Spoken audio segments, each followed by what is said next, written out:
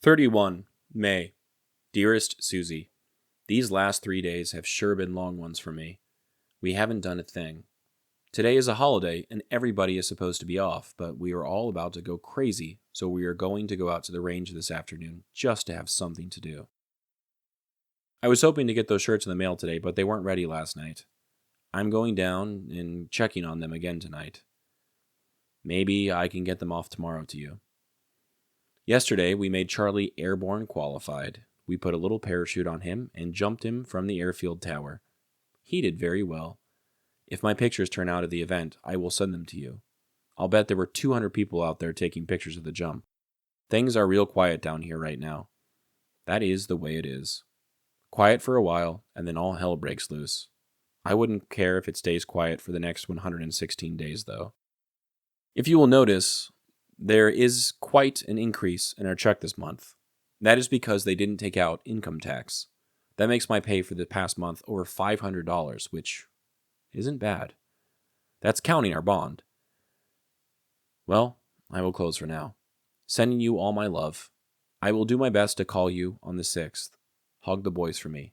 All my love. Bill. Popi writes this letter on May 31st, 1965, during what he calls a string of long days, quiet, dull, and mostly uneventful. It's Memorial Day, and while everyone's technically off duty, the boredom seems to be wearing them down.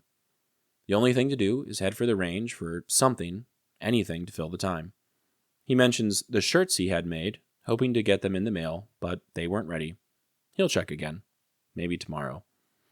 And it's in that small detail, waiting on a tailor, planning a shipment, worrying about postage, that we see a side of the war we don't talk about that much. The enormous, grinding machine that kept Vietnam supplied. By 1965, Vietnam had become one of the most logistically complex operations in American military history.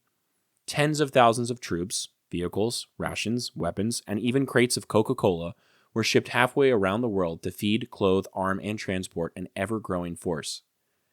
Every helicopter part, every can of condensed milk, every reel of film in Popi's camera had to come from somewhere and get there on time.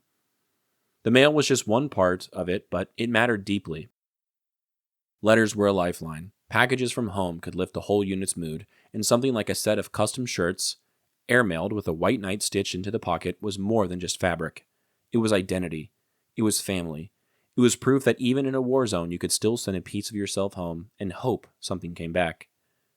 For the soldiers on the ground, the supply chain could feel both miraculous and maddening. You might get a hot meal and new boots one day, then wait 2 weeks for basic maintenance parts or fresh socks.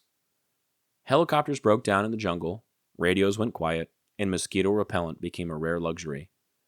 For every soldier like Popi writing home about pay bumps and packages, there were teams of quartermasters, logisticians, and local workers moving heaven and earth to keep the system going, often operating in near-invisible roles. Ships departed from Oakland, San Francisco, and Norfolk, and arrived at ports like Cam Ranh Bay, where their cargo was unloaded, sorted, and moved by truck or helicopter to bases like Vinh Long. But in a country crisscrossed with rivers, landmines, and ambush points, nothing ever moved quickly. Getting anything from Saigon to the Delta could take days, sometimes weeks. Even mail, something so simple, so personal, was routed through a network of APO addresses, military sorters, and overloaded flights. There was no Amazon Prime. There wasn't even a guarantee. But when something did make it through, like a letter from Suzie, a school paper from Billy, or eventually these embroidered shirts, it was a small victory over distance. Logistics didn't keep the war going, it kept relationships alive. It was one of the only ways Popi could maintain his role as a father and husband, even while deployed.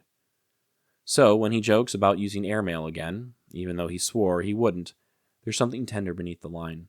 He knows it's worth the extra postage to get home a little faster. The most important part of this letter, though, may be Popi's mention of Charlie becoming airborne qualified. When I was growing up, I was always told about Popi's, quote, flight-trained monkey. Between you and me, I honestly thought it was just something adults told kids about their grandfather to make him seem interesting. Almost like an urban legend. Or maybe it was something they really believed that didn't actually happen.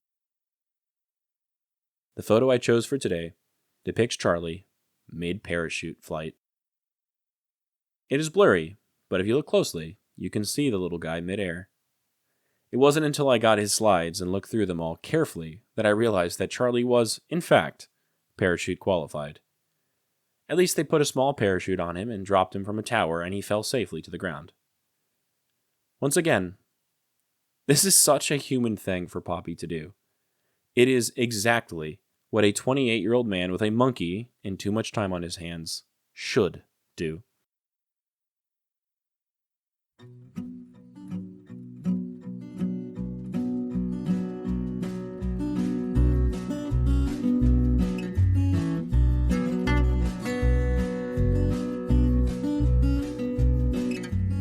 I'm Alex Lowy, and I hope you have enjoyed listening to this episode of Dearest Suzie, and receiving messages from the past that my Popi wrote exactly 60 years ago.